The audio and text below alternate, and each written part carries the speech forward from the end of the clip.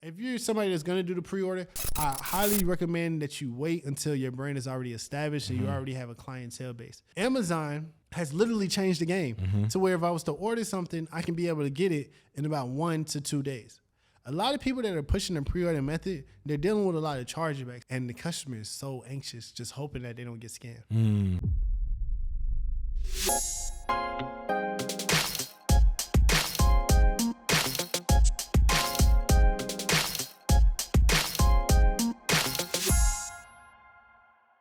What's going on, millionaires? It's your guy, Kai Speaks, back with another episode of the $1 Million Mind Podcast. You are here in the right place if you're looking for more conversations on entrepreneurship, money, and most importantly, that mindset. And I feel like this is going to be a great conversation for that mindset piece for sure.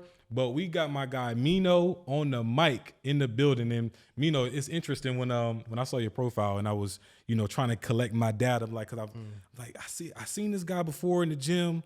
I remember him talking about some of the things he was doing, and then I followed you on Instagram. I was like, okay, he got some more things going on, and I see you pretty savvy on the market and stuff like that too. Yeah. So that was like the first reason I'm like, yeah, I got to get him on to share some of the marketing tips. But then I seen you had a clothing line as well, sure. And it just so happens our audience is very receptive to the clothing brand secrets. We got a lot of people tapped in that is curious about how to get their clothing brands off the ground. So I feel like this conversation is definitely going to be helpful for our audience. But without further ado, let me pass the mic over to you, brother, to introduce yourself, tell our listeners a little bit about where you're from, and most importantly, how you got into fashion and becoming a clothing line owner. All right, what's going on, everybody? I go by the name Mino on the mic, the owner of the Can't Right Every Wrong movement, where pretty much what we do is we tell people you don't have to apologize for being yourself. Just find like-minded individuals like you and make your own crew. He got the handle. He got the everything. He got everything to go with it. That's the marketing, ain't it? It's just everything all in one. It's like essentially, I look at my brand like not just a movement. It's really a lifestyle. Okay. And a lot of people, our customers and just people that know me as well, they're falling in love with the same lifestyle and the same morals and values that we represent. So I'm starting to notice that we're uniting and that we're coming together. And I feel like that's what separates us from any other code or quote unquote gang that you would want to say. We don't have any gang initiatives. We don't have any groups as far as with our where our morals and values will unite. We're a crew, and with a crew, there's no initiation process. There's no you have to do this to be able to become that. We just simply want to have people that move like us, think like us, and have the same morals and values as us. Yeah. And if you can be able to do that, we want to be able to create this ecosystem of people that want to spread love and unite the culture. Yeah. And people that want to see people like me and you work together. Yeah, that's big. And we need more movements like that. And I'm glad that you all are leading the forefront with that movement, because the thing about lifestyles is lifestyles are the beginning of a new culture, right? It's like, you don't have to, people say, oh, how can you be so disciplined in, let's say, working out? And the person who's really disciplined in working out, they're going to tell you they're not disciplined because they choose to be. They're disciplined because they don't think about it as a discipline. It became a lifestyle. Yeah. It became a part of their everyday life to where now they don't even have to think twice about going to the gym. It just became a part of their life. Yeah. So let's talk about the beginning stages of like where this movement came from, how it has changed since you first started it to where it is now. Cause I know we spoke a little bit about it. And you said this has been a movement that you've been working on for the last 10 years. 10 years. Yeah. Let's talk about it. That's a long time to be consistent to, to have the momentum that you have now. Yeah. And as I began to look back at it, I would have never thought it would have became what it became as we went this far. I literally was just following the foot tracks of going from step A to B to Z, all the way down to Z. And the way how I got started about 10 years ago, I was still in high school. At this time, we were a little bit on the unfortunate side, not being able to afford the clothes and shoes that everybody else was wearing to school. See, I'm from Stone Mountain. And growing up in Stone Mountain, it's not really the most rich environment. Right. But as time went on, as I got to about 10 years old, my mama ended up moving us to Gwinnett. And in Gwinnett, every day in school was like a fashion show. It's different. It was real different. I didn't even know, because coming from a school in DeKalb County, we came from wearing uniforms. So when you go to a school that people wear uniforms, you don't know who got money and who don't. because everybody's wearing the same thing, uniform top and bottom, and then 9 times out of 10, your shoes have to match your uniform, so you can't really tell who's up and who's not. Now, when you move to a school like Gwinnett, where everybody's able to wear whatever they want, people really come dressing. Yeah. And that's what really opened my eyes to the fashion game.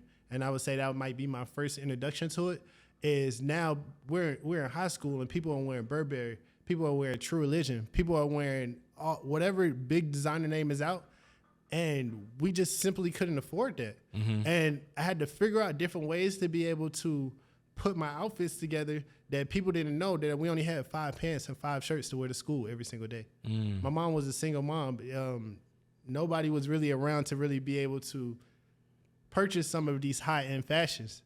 And it was one day where I just got fed up and I was like, okay, I have to figure out a way to really stand out in school now, because I wanted to be able to make a name for myself and break some of these habits that we were going through. Yeah. So I went to the mall one day, and there's little kiosks in the mall where they'll be able to make custom T-shirts. And I sat with the guy and I said, hey, I got a design in my head. I just need you to help me make it. We sat there and we created the same logo that I have on my shirt today, the crew with the 2 underlines. And as we did that, I wore it to school the next day, and it's something that people never seen before. So now people are asking me like, yo, where you get that shirt from? Can I get it? I want it. And they wanted to buy it. Like, people actually wanted to spend money on it. And this instantly lit the light bulb in my head of whatever you create in life, you set your own value on it. Because I'm thinking, what should I even charge for this shirt? I didn't know what I was doing at the moment, but I knew I wanted to create something new that nobody could be able to tell whether this was the high-end designer that everybody else was wearing, or was this just something that I made up. So at this point, I could set my own price point. And from there, it just taught me a little bit about value. What price point did you choose at that time, right? At this time, I'm not charging no more than $25 for a shirt. Okay, gotcha. And I'm going to be all the way honest with you. I wasn't even confident in my stuff like that if people would ask me, I would simply just give them the shirt for free. And I would give them the shirt for free because I wasn't confident in my product to be like, are they really going to give me money for this? Yeah. At this time, you thinking it's just a T-shirt with a logo on it. I'm thinking it's just a T-shirt. At this time, keep in mind, this is 10 years ago. Everybody wasn't so susceptible to how they are now with supporting somebody that has a clothing brand. Like right now, if I see you have a business, I'm trying to figure out a way to support. At this time, it's like, man, you don't got no business, man. Because black people having businesses wasn't that popular around this time. So this was actually a marketing technique that I didn't know that I was doing at the time, but it works. Because one of the things that I learned is that people don't really want to support you until they see other people supporting you. So as I'm giving away these shirts to different people that's in school, I'm giving it to, we're in high school, so everybody's seeing the same people every single day. So we talk about niche and we talk about target audience. In high school, almost everybody around you is your target audience, because the same way how it takes 7 people to see an ad before they actually want to buy, now people are seeing it every single day. We go to school 5 times a week, so people are seeing it. So I'm giving out these free shirts to the pretty girls in school, and normally, I guess you would say the most popular people in school. So now when people are seeing it, this is what's making other people come to me and be like, now I want a shirt and I want to buy it. Yeah. And they're willing to spend money because they're seeing these notable people. The same way how you would say influencer marketing in high school, whoever the athlete is, that's your influencer. Yeah. So this is the influencer marketing method that I was using to be able to grow my brand. Yeah. And I didn't realize it at the time, but now I know it. Yeah, that's still, and it's still uniquely influencer marketing because they are the influencers in the school. 100%. So it's like, that's smart. And you said you didn't know that you was doing this at the time. Like, this was unintentional. You just said, you cool, so I'm gonna give you a shirt. It literally started because I literally started doing that because I wasn't confident enough to sell it, to tell people a price point. But you could have gave it to anybody. Like, if you wasn't confident, what I'm trying to think is you could have gave it to anybody though. You choose to give it to the. So at that moment, my mindset was I'm gonna give it to the people who are most likely to be seen or noticed. Okay, so you still was thinking like 100%, because at this time we had different people that were making music, and at this point in time, this is about 2014, 2015 in Atlanta. teen clubs were really popping in Atlanta. So even outside of school, these would be the people that's always going out on the weekends. I know you'll be at the football games, and I know that people would be more likely to see you. And I was really I say athletes and all these people, but I was really targeting people that I knew who knew how to dress. Okay. Because if you knew how to dress, I knew you were gonna make it look. You was gonna make it look good. So at this time, it was just a T-shirt. You almost was gonna make it look better than me because I couldn't afford the shoes. You had the shoes. You had the jeans. Yeah. So now you were putting it all together. Right. That's how we started off with a T-shirt. As time went on, I started to notice, okay, when I want to sell this, I'm selling them a T-shirt, and they will have to be like, okay, now I got to go find a hat or some pants to wear with it. So now what I do is I sell my stuff in sets, where it's like, okay, if I sell you a T-shirt, you can also get some pants to be able to go with it. You can get a hoodie to be able to go with it. So now I'm gaining the customer. When you only sell a T-shirt, you're gaining the customer, but you're also losing the customer in the other aspects. As far as like a hoodie, if they buy a shirt, they need a hoodie to go on top. If they buy a shirt, they need pants to go with it, socks. And I'm learning that the more that you can be able to offer this customer is the more money you'll be able to make from that customer. Right. How did you go about identifying, what those pants would look like, what that hat would look like? Were you kind of looking at, okay, this person has this shirt and they matched it with these types of pants? Would you then look at it like, okay, let me make my version of that? Like, what was your process on then creating the sets? So when I started off, just with my brand in general, the brand started off as a music group. So at this time we were making music, and it was a mixtape era. Okay. So whenever you're making music, like everybody on one track together, like 4 or 5 deep. Oh yeah. We were about 4 or 5 deep on the song every single time. That's why you'll see Self-Made on our pants, because the music group was called Self-Made the Crew. So it was a crew full of self-made entrepreneurs. We looked at it like the Justice League, or let's better say Cash Money, Young Money. You have Birdman, you have Nicki, you have Lil Wayne, and you have Drake, and a whole bunch of other artists. But everybody's name holds weight within that label. So that's why we call ourselves Self-Made the Crew, which is a crew full of self-made millionaires. But going back to what I was saying, whenever you're making music, you have to think. It's strategic marketing to be able to promote a song and be able to get it out to the people. You have to be able to create a cover art that is so fascinating that makes people actually interested in going to listen to your song. There's big name artists all around. So this is what helped me be able to gain these creative ideas, is whenever I would have to drop a song, I would have to create a cover art. I would have to be able to record the music video, but I had to create this imagery to where the imagery would reflect what the music was about, and then also help people be able to see exactly what we were trying to promote. Right. It's kind of like telling a story. It's telling the story, exactly. Yeah. So in marketing, there's different styles. They have storytelling. You have the educational style marketing, but I want to introduce a new thing to people, which is empath marketing. Yeah. Let's talk about that. And when you brought it up, I'm like, I never even heard of that before, but it sounds super effective because it's playing to people's emotions, hence the empath. Playing into people's emotions. So in true life, I am an empath. Okay. If you came to me and you were expressing some of your problems to me, I would feel your problems so deep. I think it's just a Virgo thing in me, but I would feel your problems. So I really try to, I try my best to maintain my energy, keep good people around me, because if I'm around too much negativity, I'll start to soak in those emotions, and it'll have me be able to feel that. So I learned this, and this is how I come up with my designs for my clothes. I literally just turn my pain into pleasure. So whatever hard times, whatever I experienced in life, I want to be able to convert that into fashion, because fashion is just art. Music is art. Everything is art. So what makes some of those paintings that you see, which is also art, the most expensive paintings, is because when you look at the painting, that painting has 1,000 words. I can look at the painting, I can have my own interpretation of it. But if you actually go to the author, they have an interpretation of it. And it gets deeper and deeper as you go. And then as we look at it, we're coming up with all these different concepts. So that's the same thing as I do whenever I'm creating my clothes. Is right now it says crew, but it also says self-made on the leg. So the reason why we say self-made is because you never rely on anybody to accomplish your goals and your aspirations. And that's one of the biggest missions that I'm pushing this year, is that never rely on anybody to accomplish your goals and your aspirations. As us as as people that look like us, our black people, we spend our money in fashion with all these different cultures and people who literally don't look like us. And we get on video and we brag about how much we're spending on these clothes. But I want to say that I think the only reason why this is happening is because there's not enough of us starting a clothing brand and actually putting our stuff into stores where we can be able to support each other. Yeah. So I have a mission to be able to help as many people as possible start their clothing brand and be able to grow it so that everybody that's spending money on clothes, everybody that's wearing clothes, because whenever you start a business, you want to do something that people do every single day, right?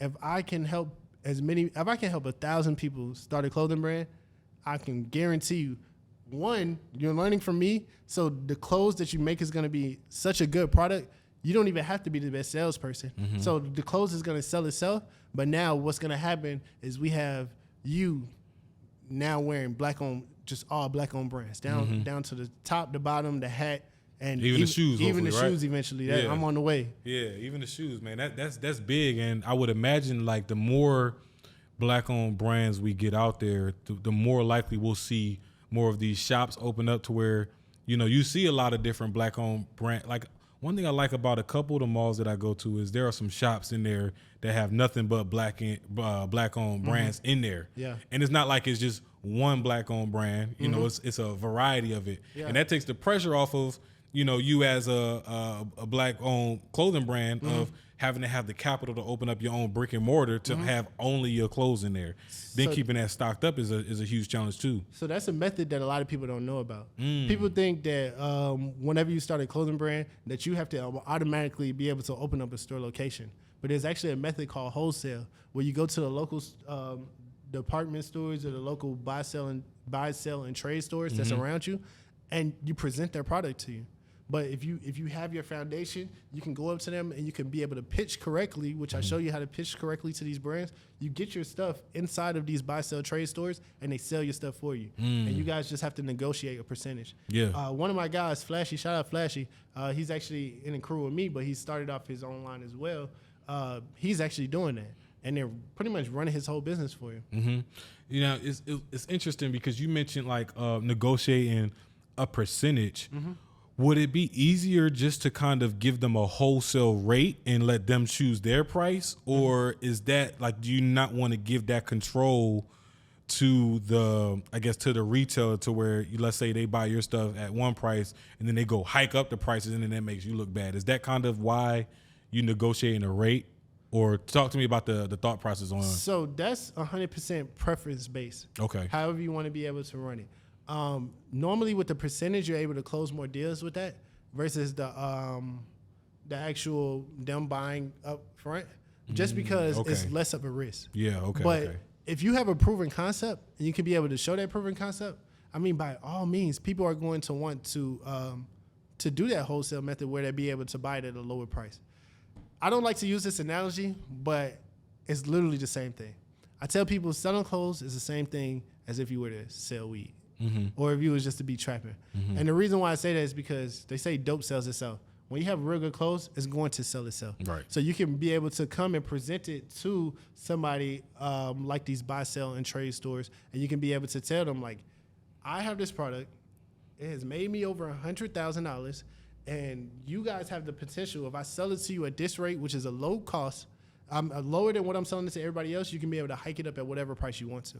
And there's actually nothing wrong with that ethically because people do it with the shoe market all the time. Oh yeah, that buy and resell shoe market is going crazy. It's going crazy, and that's actually going to make people want to buy from you even more because I know if I get it from somewhere like Saks Fifth, I might have to spend about $800 on it. But if I get it directly from this clothing brand owner, I can get it for a way cheaper price. But the thing is you really just have. As you begin to grow your brand, you have to realize and think about what route do you want to take. Do you want to make your stuff easily accessible to everybody to where everybody is wearing your stuff? Or do you want to be able to have it at a price range where it's a little bit more exclusive? So even though you're selling less product, you're still making good money because of the price that you set your clothing at. So you have to be able to think about that at one point because Nike, You see everybody wearing Nike, but that doesn't necessarily mean that the people who wear Nike is a better brand than somebody like a gallery department. Right. You don't see as many people in gallery department, but we know they're making money because we see a lot of people wearing it and we see the price at what they sell it at. So you more so saying like creating like that culture of like people have now assumptions about the type of person who wears your clothes if you offer that type of exclusivity. Well, you have to have a target audience. So with us, we do it a particular way. We more so take the exclusive route. One, because whenever people buy from us, I want you to also realize what you're wearing. So I explain almost everybody that comes, I try my best to be able to get the message across to them about what you're representing, which within Crew, our goal is to unite the culture and spread the love, right? And as long as that's your morals and beliefs, that's what those are the type of people that I want to be able to represent our brand, and be able to wear our brand out. If you don't believe in that, I mean, you can still wear it because you're still spreading a positive message, but I would much rather you understand that you're representing a movement as you throw on this uniform. You're representing a specific culture as you wear our clothes, and that's what we're about. But there's other people. Let's say whoever I help start their business. There's people that's in the fashion business strictly to make money, right? So they don't go for when they're buying their product, they don't go for the higher. They're going for what's trendy, what's going to sell. They might go for what's trendy, or they're going for like a cheaper product.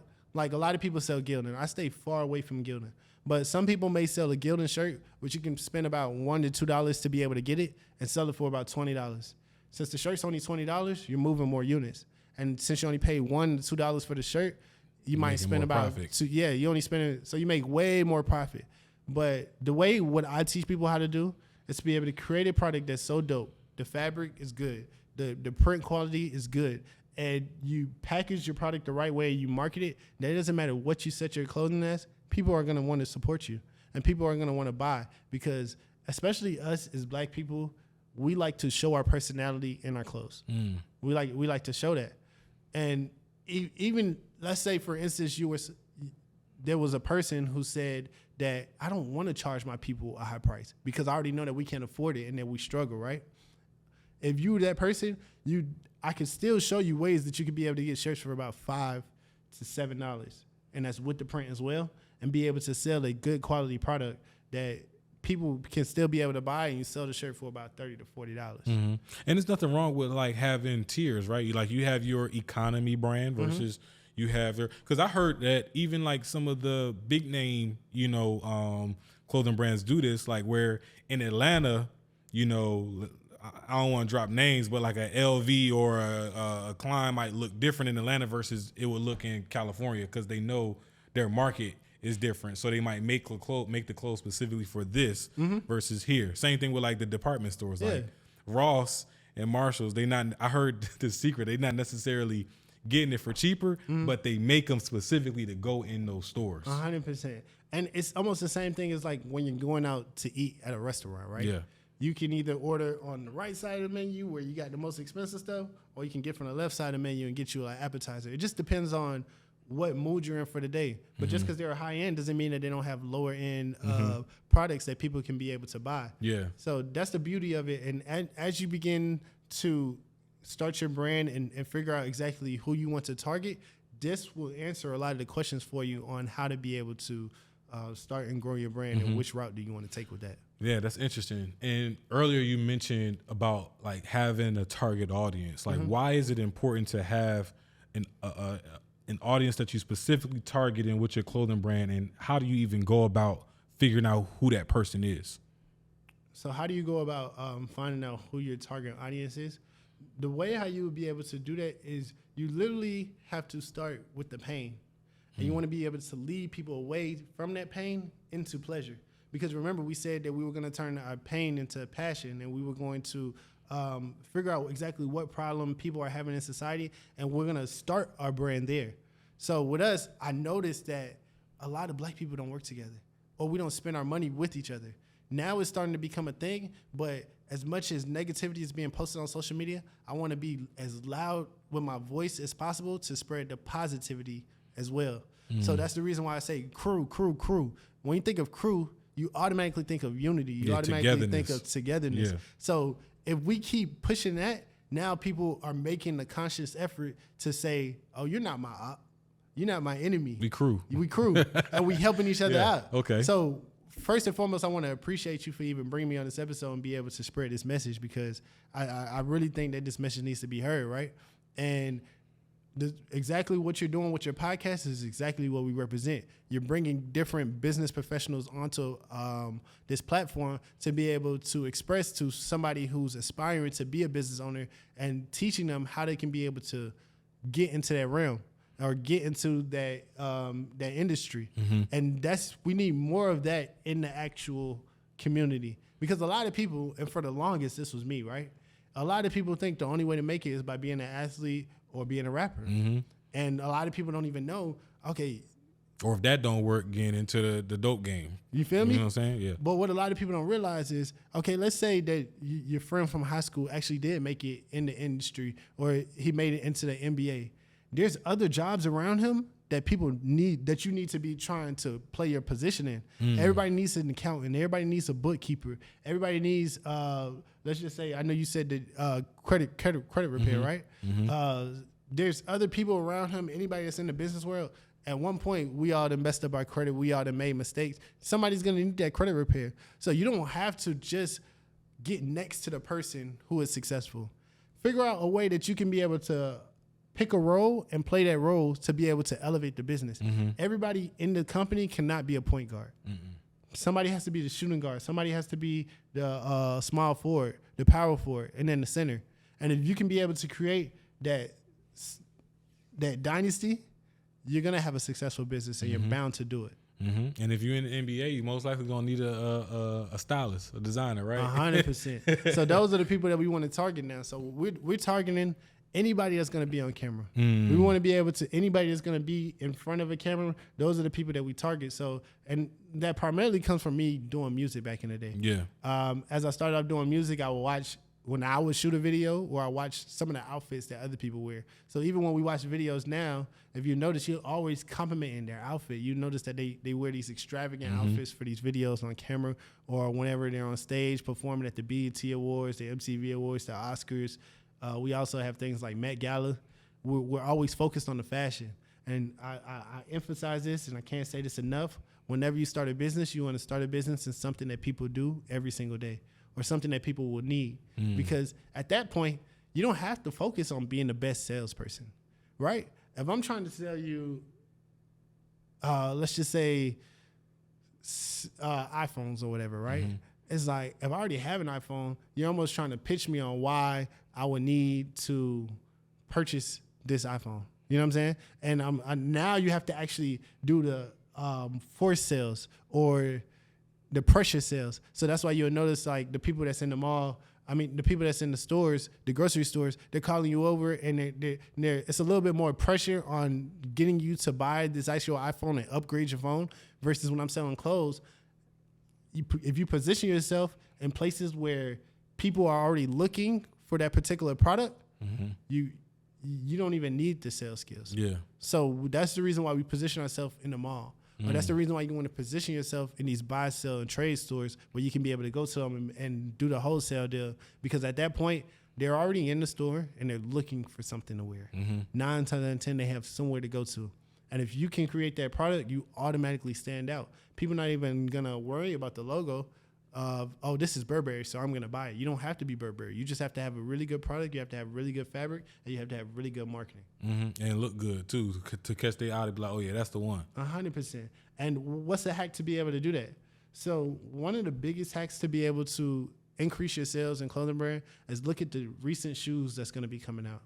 And you want to just match your colors to whatever shoes is coming out, whether that's Nike, Dunks, or whether that's Air Jordans that's coming out. So you look at the colorways of what's coming out in the next couple months, and you build a campaign around that. You build a whole campaign. You build a whole catalog around whatever shoes is coming out. That way, anytime Jordan is making money, you're making money. Because if you just bought some new shoes, you need something to match it. Yeah. Ooh.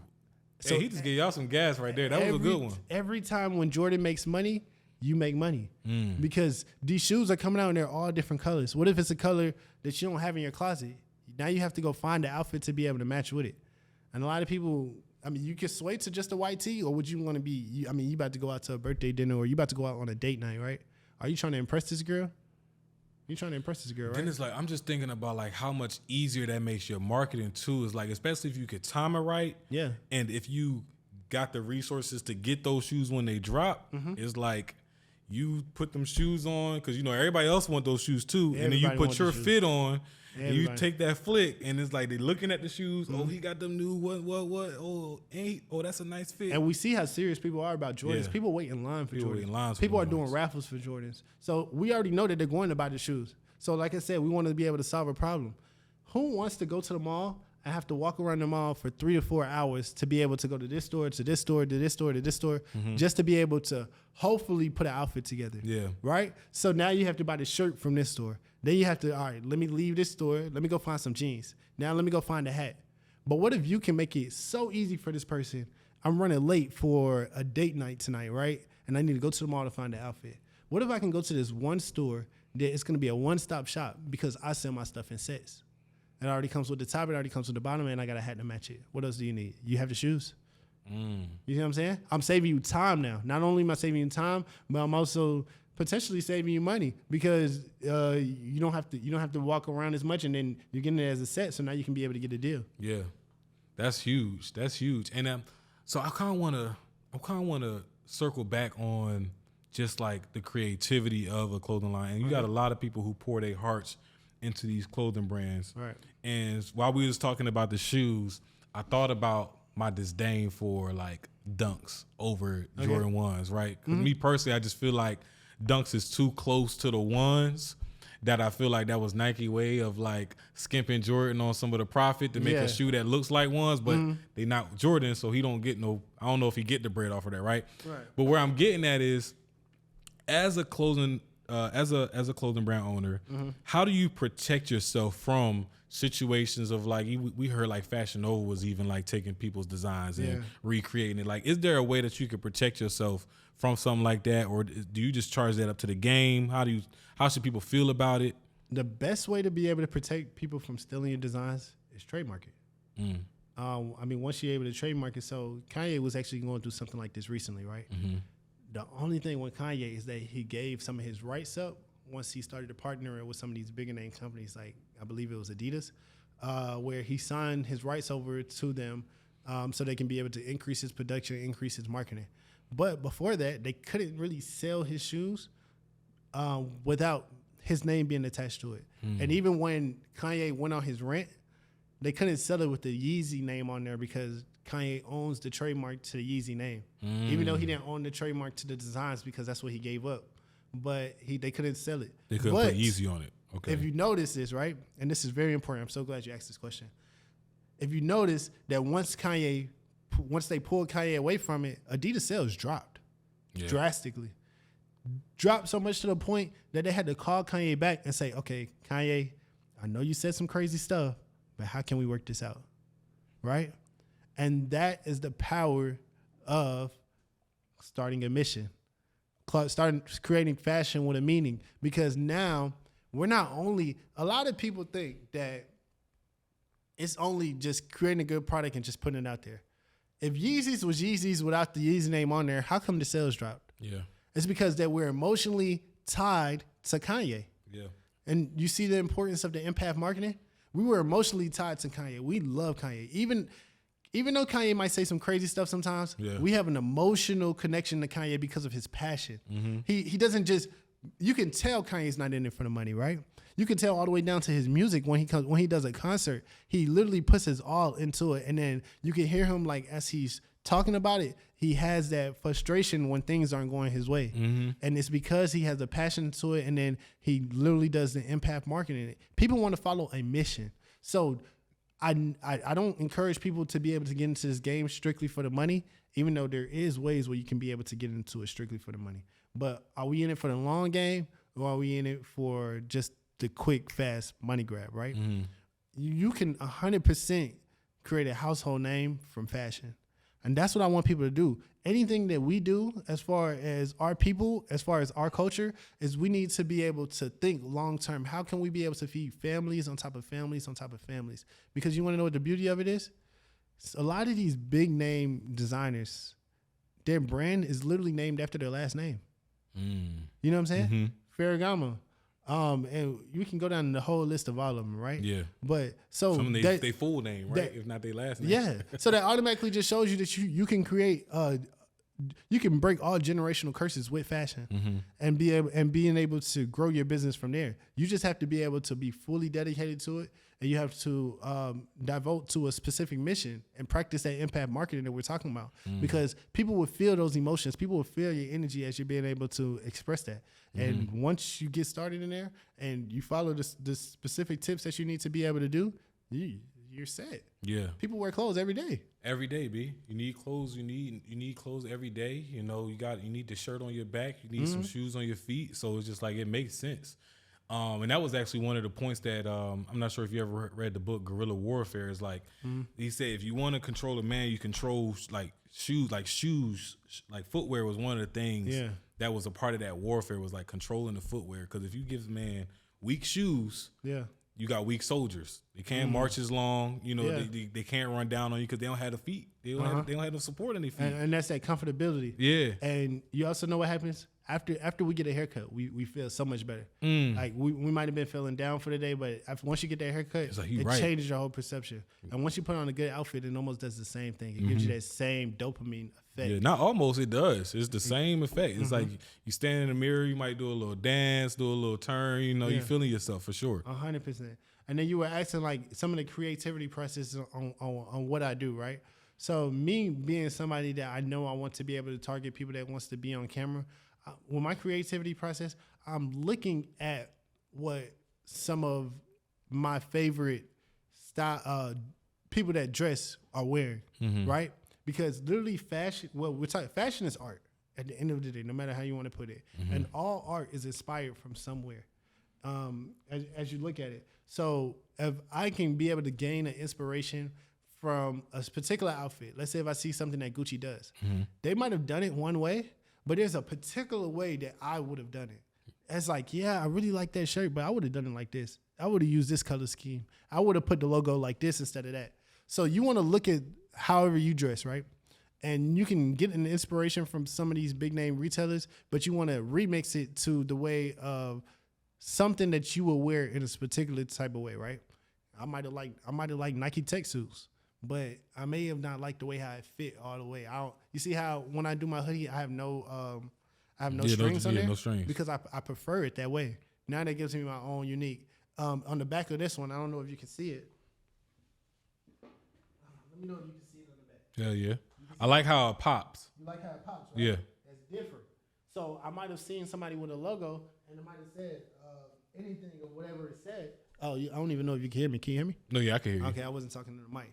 So just going back to what I was saying. So I might have seen a hoodie and I really like the shirt that you have on right now. But I would have done it a little different. I would have put a little pop effect on there just to be able to make it stand out. Make that pop like that. Yeah, you feel me? Yeah. Just to make it stand out different, because literally all we're trying to do is you have 3 seconds to grab people's attention whenever you're out with anything, right? So if I'm in the store and people are looking through the store, if everything looks the same, I automatically skip it. But if I see a hoodie like this and I see a 3D pop effect, which is called puff print, so if you're looking to do something like this, all you have to do is ask them for puff print design.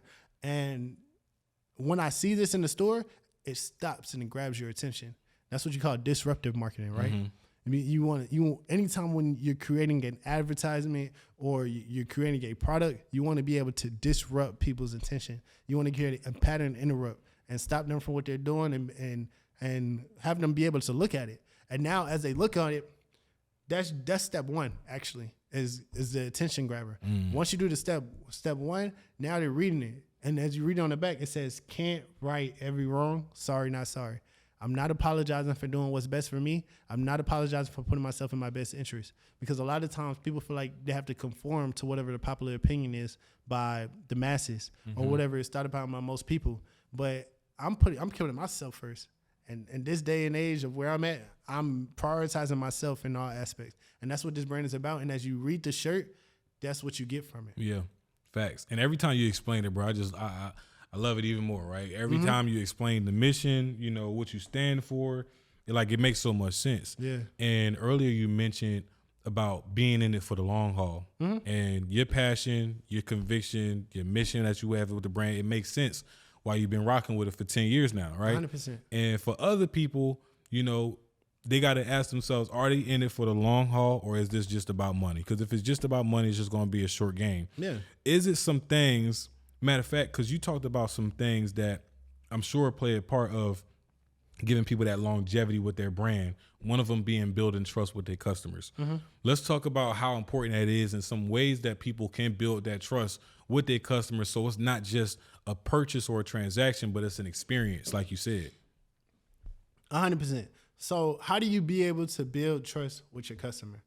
One of the best ways to do that is you're going to notice that some people might just buy your stuff just to support you. They're like, oh, man, I see you doing your thing. I want to support. But now when you actually buy it, make sure that your product lives up to the quality of what you say it is. And if you do that, sometimes you can even under pitch it. It's like you can make it sound like it's just regular. But once they put it on, they fall in love with it. Yeah. So one of the biggest ways to do that, right, is after I wash this particular clothing, what's going to happen? Is it going to shrink? Is it going to fade? Am I still going to be able to wear it? There's people that bought my stuff over 5 years ago and they still wear it to this day. And you almost can't, no fading, you almost can't even tell that they bought it that long ago. And that's one of the things that we stand on. None of our clothes shrink, none of our clothes fade. And then even once you get it, it fits like it's made specifically for you. That's one of the things that we target. So all our stuff fit true to size. I don't sound like some goddamn magic fabric. I don't know what you got going on. Listen, that sound like some magic. It has that effect. And that's a sorcerer. We're gonna make sure that he joins the crew too. We're gonna give him an outfit, and when you see it, it's automatically gonna make him like, hey, boy, y'all increase. Gonna be my favorite fit. Y'all increase the budget on the show or something. Like, what's going on? Yeah. So they're not gonna know who, if you the interviewer or if you don't want to be an interview, man. That's just the effect that it gives you. And when you wear it out, it makes you feel like a celebrity. So that's one of the ways to be able to build trust. The second way is by upholding good customer service every single time with every customer, right? I like to say that we're the Chick-fil-A of clothing brands because what is Chick-fil-A known for? My pleasure. My pleasure. Like they give you the utmost respect, and the customer service is probably just a 10 out of 10. So let's say, for instance, not a lot of people, but every now and then we may get a customer who they're used to another brand. And they be like, oh, well, this brand fit me a little bit smaller, so I'm going to go with a size that's not really my size, but I'm going to just assume that your stuff is this. And if they purchase the wrong size and they come back and they want to do an exchange or return, by all means, we have no problem with that. And you don't want to really create that debate, because now what it does is it creates that restriction for when the customers shop with you now. It's like, man, is this even going to be right? What if I go home and they don't fit me? What am I going to be able to do? I'll tell them, if it doesn't fit you, feel free to bring it back. 9 times 10, they love the product so much, they're like, okay, I'm going to exchange it. I just need the right size, bro. I want to be able to wear it, you know? And then different people have different body types, so you just never really know exactly what this person is going to be able to do. So we automatically cut that out from right there. Third thing, to be able to build trust, listen to your customers. Listening is key. Listening to your customers is so important. Whenever you create a brand, don't create a brand for yourself. When you first start off, yeah, by all means, you're trying to create this idea for what you can be able to do, to be able to like have the inspiration and the thought process behind that. But as you do that, customers are going to come to you and they're going to refer different colors. And they pretty much tell you and guide you on how to be able to grow your brand. One of the things that we do now with our hoodies, and the customer actually gave me this idea, is we cut the bottoms of it. And we crop it in the hoodies so that people can be able to get it. A customer gave me the idea. It dramatically increased our sales. A customer told me, okay, instead of doing the pants with the cuff ribs, you need to do flare pants. And as the customers start asking for these different requests, we honor it because you're the one spending money with us. Yeah. And what this does is it makes this customer come back and back. And now you're growing to be their favorite brand because literally what they're requesting and what they're asking for, you're doing it. Down to the colors. Customers like, okay, man, I got some orange shoes and I really love orange. Orange is my favorite color.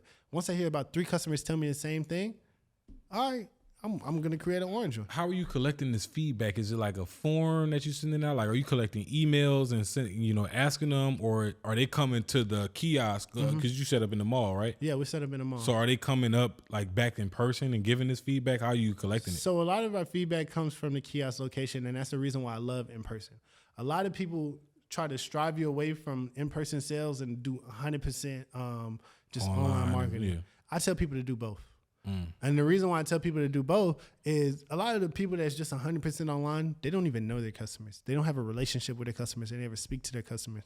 But within Crew, I started off by telling you this is like a community, this is a culture, and this is a unity group. So we actually have a community. We actually speak to our customers. We have events. And even with these events, our customers pull up to these events. And you're starting to notice that it's the same people that you're running across every single time, because once you join the Crew today, now you're like a Crew member for life. And you're surrounding yourself around these like-minded individuals that when you come, you're going to meet somebody eventually that you're going to end up doing business with. A lot of people have met other people through our events. A lot of people have been able to do this. So as we create this community, what it does is it creates an open talking space to different ideas, what people would like to see us do, and what people would like to see. You right? And it's going down to the point where now we're going to start creating like baby clothes, because a lot of our customers are asking for that. I want one for my son. I want one for my little brother. I'm surprised you haven't already. I ain't know. Yeah, I'm surprised. We haven't touched on it yet, but we're diving into it right now. And that's going to be the beauty of it, because what you're going to start seeing is family pictures, everybody in Crew. Facts. You're going to start seeing on entire football teams, everybody in Crew, because we're literally creating that unity group, and our whole goal is to make the world Crew. And that's going to be the beauty of all this stuff. And you're going to see it go along as we go. That's beautiful. And another thing, while we're still talking about that trust factor, earlier when I brought up the pre-order game, you wasn't too much of a fan of the pre-orders, and it was because of how it doesn't allow you to build that trust.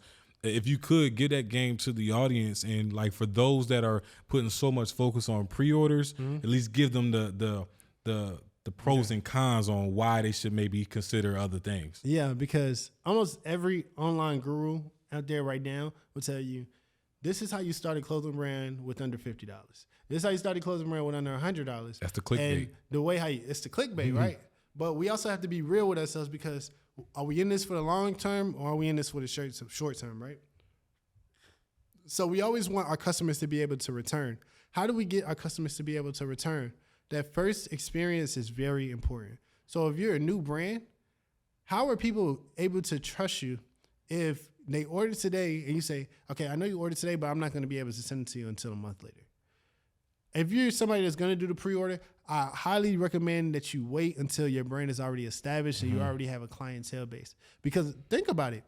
Amazon has literally changed the game to where if I was to order something, I can be able to get it in about 1 to 2 days. A lot of people that are pushing the pre-order method, they're dealing with a lot of chargebacks, because they will somebody will order from their site and it's taking like 2 to 3 weeks, or maybe even 4 weeks. Hopefully, if nothing happens as far as your manufacturing process, to be able to get it sent out. And then now the customer has to wait, and the customer is so anxious, just hoping that they don't get scammed, right? So I'd rather not take that method. I'd rather purchase all of my products in bulk at first. And that doesn't mean that you have to spend $10,000 off gate. You can start off with 12 products if you're really unsure. And you can start off in your area, or you can be able to start off online. But once you have this 12 products, if that person can order today and be able to get it within the next 1 to 2 days, they're going to come back and shop with you. For sure. And now you're going to be able to have this clientele base that as you be able to begin to order these products, and you have a proven method, right? You have a proven method. That's very important. And once you have a proven method, then you can be able to explore these different options as far as pre-order and things like that. Yeah. Because the thing with pre-order too, if you're just now starting your brand, think about it, right? To be able to promote this pre-order, you're going to have to run ads behind it. If you don't even have a proven method to see if this is something that people will like, then you're wasting money on ads. You're wasting money on... It's like you're wasting money somewhere, right? It's like you either spend that money on inventory or spend it on some ads that you don't even know is going to work. Either way that you want to do it. But I highly recommend that if you're just now starting a brand, stay away from pre-orders, because your goal, because I'm specifically talking to the people that want to be in this for the long term, right? Your goal is to be able to create a clientele base look at each customer as a client that they will forever come back and shop with you. You want to be able to start that relationship off in good graces. If I'm going on the first date with a girl and I show up an hour late, ooh, that's a good analogy right there. I don't know if she's gonna be too willing to come on that second date with me. Yeah, she ain't feeling you. But if I show up on time and I show up with flowers and I give her good customer service, I open the door for her. Hey man, she's gonna remember you. I didn't think about it like that. And even also like just bringing up to how Amazon just kind of pioneered this new expectation, because it's like they really did start this like, I want it. It's like, it's my product and I want it now 100%. Type of mentality. And it's like, you got to be able to look at that trend and be like, you either can fight it or you can go with it. Yeah. And think about this, right? Whenever you're buying an outfit, 9 times out of 10, you're buying it for a specific event. You're just like, okay, hey, it's day party next weekend. I need an outfit to wear. Yeah. You ain't got time to think, if they're going to come 3 weeks from now. 100%. Like, nobody think about getting an outfit for a party 3 weeks to a month in advance. Nobody's planning that for it. A lot of the times you don't even know.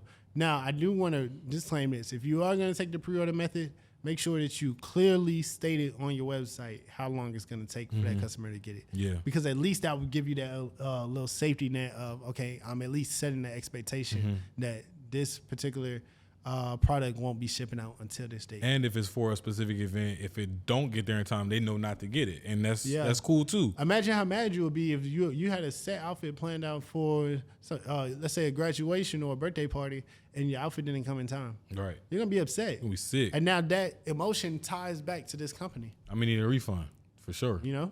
For sure. And I could see how that would eliminate, like, the amount of refunds and chargebacks that you get in the business too. 100%. So, I mean, if someone says, you know what, Mino, that makes a lot of sense. I think I'm going to stay away from the pre-orders. Let me go the inventory route. Now, what are we talking as far as like a good amount to have on hand to invest in like inventory? Because now we throw out you can start a clothing brand with $50, right? And that's no longer the case. Now, what are we now looking at? So let's say you want to be able to take that route. I have different tiers for whoever I'm speaking to, right? If you're looking to start off on the lower end, I mean, you can really start off with $300. Okay. And that's not bad because we spend that almost every weekend as we're going out. So that beginning stages, there's going to be some growing pains, right? So you're going to have to sit out from the club once or twice. You're going to have to not eat out so much so that you can be able to stack up that $300 versus just buying one shirt and just doing the pre-order. If you stack up that $300, but in the back of my mind, I know this $300 is going to bring me $1,000. You're going to make it back. It's going to be worth it. So you could be able to start with $300. I got other higher end tier, and let's actually give people like the tangible, right? So if you're in Atlanta, there's a place called Superline. Superline, you can be able to walk in there and get every shirt for about probably like $3. So 3 times 12, what's that, about $36? And that's about $36. And then you go and you actually get the shirts printed. Whenever you're starting out with a larger quantity, I always recommend that people do screen printing because the higher you go up with screen printing, you can be able to lessen their price on how much you're actually getting printed. If you're starting out with a lower quantity, there's many different ways you can be able to do it, but I will always recommend maybe like a vinyl if you're only doing about like 10 to 12 pieces. Because a lot of times whenever you're doing screen print, there's different MOQs or there's minimum order quantity that you will have to spend. So just depending on what route that you want to be able to take, if you're just really not sure on the idea, I would start off with 12 shirts. I would go and order 12 shirts. I would get those shirts printed, but I'll put an extra one in there that I can wear. And I would wear that shirt out every day. Not necessarily every day, but I would wear that shirt out as much as possible so that I can see people's feedback to it. So if I start getting compliments on my shirt and people are saying, I really like that shirt, where did you get it from? The same way how I told you, it just happened to me earlier at Breakfast at Barney's. That's how I know that I have a proven concept. And that's how I know, okay, maybe I need to increase the order quantity now because I see that people are starting to like it. Yeah. And this is the beauty of having your stuff on hand because once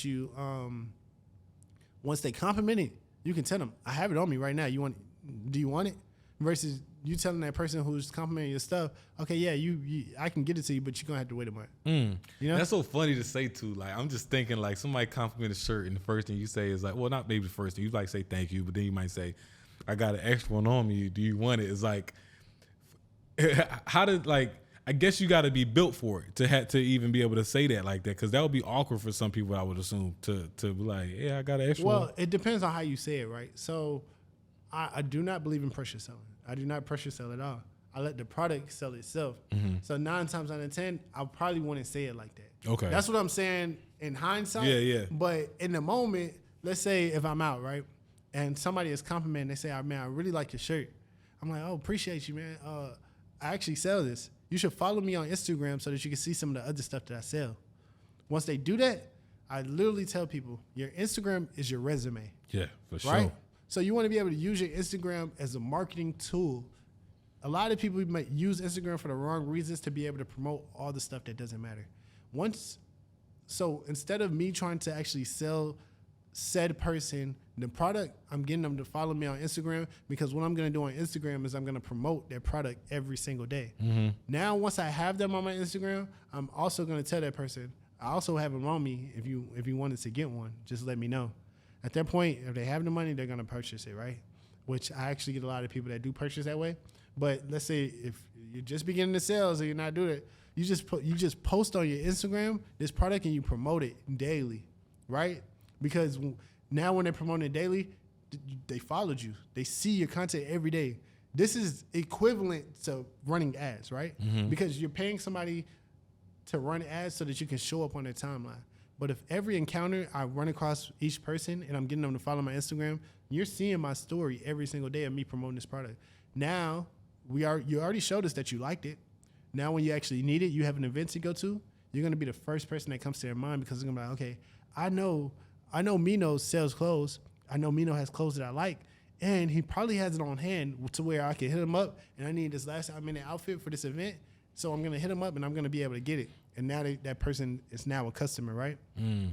If you've done your due diligence with the first half of having a good product, now when that person wears it out to that event and they're getting compliments, they're going to want to come back and buy 2 or 3 more. Mm. And that's what happens to us each and every day. Somebody comes to the shop and they come and buy one for the first time. They take a picture with it. That's always on my timeline. And then that same person comes back and then they buy 2 or 3 more outfits. Wow. I also have customers who come and say, man, I already got all this stuff, bro. What you got new? I'm like, dang, bro, you just started shopping with us a week ago. And it's really like that. Yeah, that's crazy, man. And I would imagine how much of a blessing that is to just have that type of relationship with your clients. I'm not even going to say customers at this point, with your clients. As we transition and wrapping things up, first of all, I got to say, man, I'm thoroughly impressed in like just the way you went about the whole process and how you continue to learn new things and applying these things too. Yeah.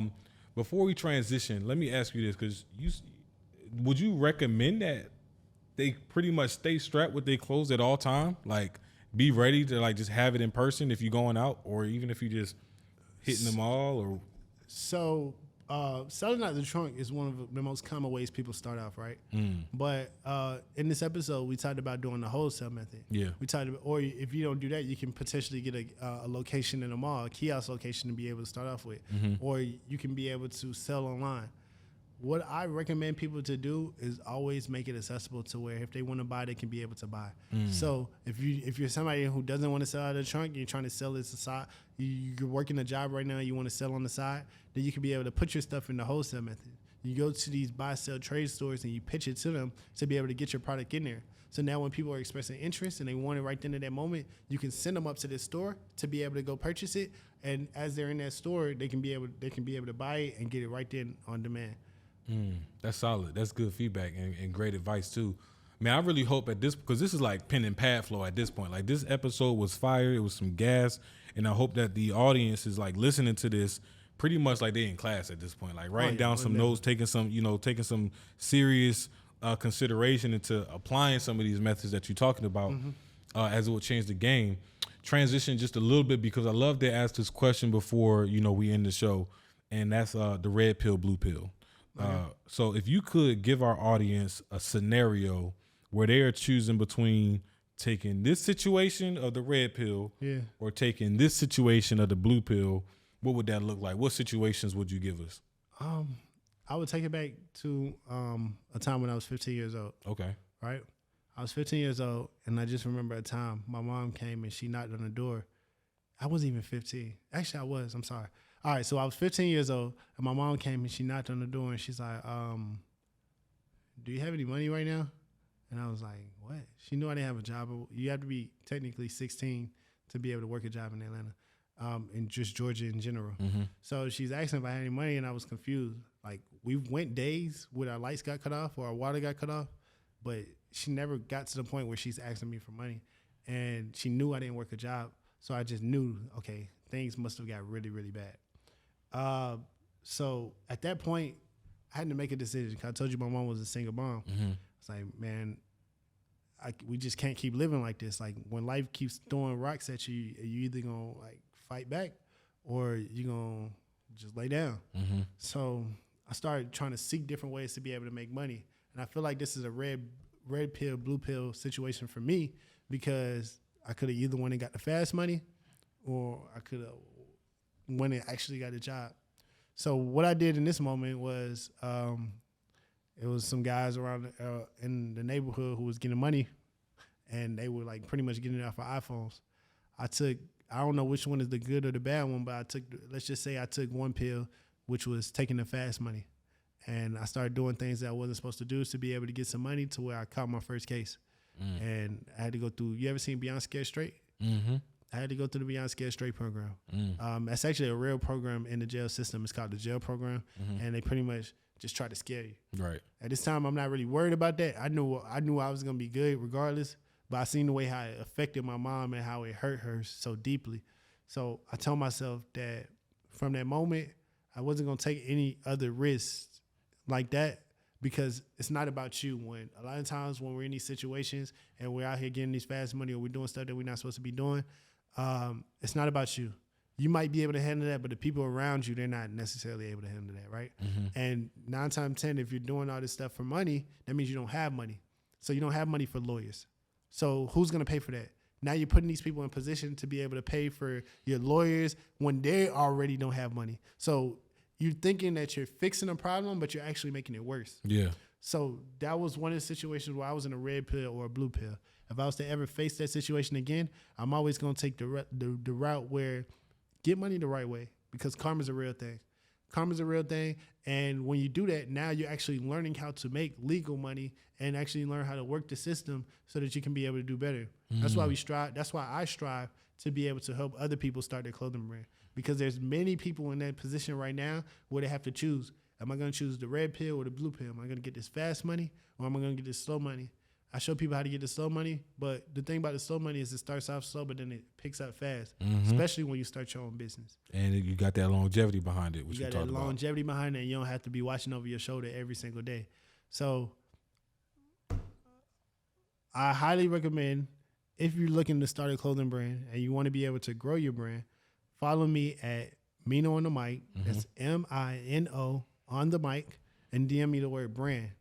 And I will show you step by step on how you can be able to grow a 6-figure clothing brand. For sure, man. Make sure y'all DM them too. I'm gonna be asking them like, hey, is there any way that we could find out they came from the episode too? Like, if they DM you the word brand, or like, I'm pretty sure you probably already got that like automated if they DM brand. Yeah. Well, we can work something out. Yeah, I just want to make sure that we can hold them accountable. I want to know who coming from the episode, because I love hearing like, yo, Kai, we did this episode and X amount of people hit me up, and I'm able to see like y'all not just, listening to these conversations, but they taking action too. Yeah. And that's what we're here for, is to take action. So this is also what we can do. We can like put a link in the description, and we can be able to give them like a free guide to be able to figure out how to be able to start their brand. That's crazy. And as we do that, then that'll be able to show us exactly like who's coming in and who's coming out. And from here, I can't wait for part 2 so we can be able to dive in. Yeah, bro. It was so much that we didn't even get a chance to talk about. Like, I got a lot of questions on like user generated content, ads, all kinds of stuff, right? So we definitely gonna have to have you back. And I'm really excited about what part 2 is gonna look like. Yeah. But for now, like, I'm super appreciative of you, and I'm gonna say thank you in advance for the listeners. Yeah. For even providing them with the resources for that guide as well. So make sure that we put that in the description as well. Yeah. But bro, I know you just dropped where they could find you. If there is, matter of fact, let's close it out with this. Let's say you walk out of here and you walk past a spin image of 18-year-old version of Mino. Yeah. What would be some advice you would give that young brother? Oh, some advice I give my 18-year-old self. I would say trust in your own intuition. a lot of the times we get so much different feedback and different opinions from so many different people that it almost clouds our judgment, that we're not sure if we're making the right decision or not. But as we get in tune with ourselves, our true self, and we start to get around people who really just think like us, you start to see that a lot of things that we believe are impossible are actually possible. A lot of the reasons why we haven't seen some of the things that we haven't seen is because we're not willing to go places that we haven't been. Mm-hmm. Step into different rooms. Do something different than what you're doing right now, especially if you're not happy with the results that have been getting. And don't be afraid to ask for advice. Don't be afraid to ask for help. Like, I push self-made, and the reason why I push self-made is because I'm simply not relying on anybody. Right. But everybody can be able to teach you something. Mm-hmm. I can go to a homeless man. He's going to give me the greatest life lesson because he has made a mistake. You have to make mistakes to be able to grow in life. Mm-hmm. And from these mistakes, you learn to never make that same mistake again. But hopefully, right? Hopefully. But never be afraid to make a mistake. Never be afraid to fail, because everybody who has a success story, at one point, they took a loss and they made sure that they don't take that loss again. And we focus on being 1% better every single day. Say it right there, man. That's a drop mic moment. Mino on the mic for sure. You said something there. That 1% better every single day is definitely key. And Mino, this has been, a pleasure having you on here. For sure. The expectations that I had for this episode, you by far met it and exceeded it. So I appreciate you, and I appreciate, you just dropping on here, not only on a Saturday, but my man came in here and spit some game on his birthday. Like, he came in that's dedication right there. Like, talk about the game, talk about the gas, talk about the influence. And he came out here on his birthday to just come speak, not with just myself. He's speaking to y'all, right? Yeah. So I appreciate you for, just being out here, brother. Yeah. And to our listeners, I appreciate you for tuning in week in, week out as well. Every single Monday, we hitting y'all with those new clips. Tuesdays, I'm super excited that we are now effectively bringing those lives every Tuesday. So, once you got that clothing line on and popping, when Mino help you out with launching that, get ready, because we helping y'all with lives every Tuesday for content creation. So once you're ready to get that clothing line rolling, you know where to join us every single Tuesday at 7 p.m. So y'all just heard from Kai Speaks and Mino on the mic on, man, we talked about a lot, but let's just sum it up to just the clothing line secret gas. That's what I'm labeling this one. Clothing line secret gas, and being authentically yourself in the process as well. Just remember to keep focused, build momentum, and drive results so you can live abundantly. Peace. Yeah.